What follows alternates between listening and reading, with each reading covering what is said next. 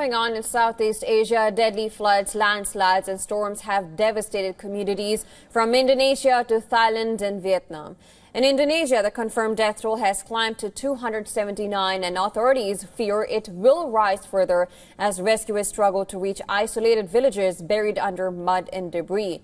In Indonesia's North Sumatra province, rescue workers battled on Saturday to reach several regions cut off by landslides and flash floods. Roads have been wiped out, communication lines severed, and relief aircraft are now the only reliable way to deliver emergency supplies to the worst-hit areas. Rescue operations are being slowed by a lack of heavy machinery. According to the provincial police, despite the challenges, teams recovered 31 more bodies on Saturday, bringing North Sumatra's toll to 279. More than 3,500 police officers have been deployed to search for 174 people still missing, while distributing aid to over 28,400 evacuees now sheltering in government facilities. Now, days of monsoon rains have caused rivers to burst their banks, unleashing torrents that tore through mountainside villages. Thousands of homes and buildings were submerged or swept away. In West Sumatra's Agam district, nearly 80 people remain missing, many believed to be buried under tons of mud and rock.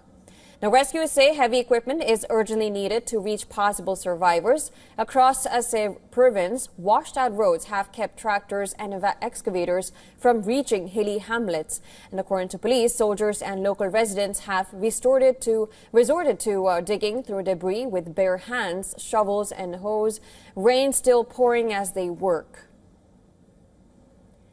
Meanwhile, in Thailand, residents in the southern city of Hat Yai are beginning the long process of recovery after catastrophic flooding. Aid workers distributed essential supplies on Saturday as Hat Yai and surrounding provinces count the damage. Floods sweeping through 9 southern provinces have killed 162 people, including 126 in Songkhla, where Hat Yai is located. Now, many communities remain without electricity. The city endured 335 millimeters, that's about 13 inches, of rain across 2 days last week, which is its heaviest single-day rainfall in 300 years. Residents say they received little warning as water levels surged, leaving many people trapped in their homes.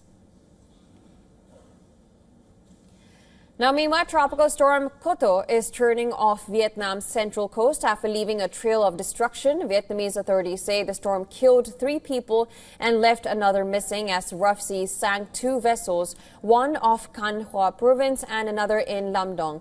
Koto, downgraded from a typhoon, was positioning itself more than 300 kilometers offshore on Sunday morning, which is moving now slowly and expected to weaken further before making landfall next week. Flights have been diverted, fishing boats ordered back to shore, and heavy rains of up to 150 millimeters are forecast for regions already battered by historic floods. Now, Vietnam has been hit by 15 tropical storms so far this year. This is far above the annual average.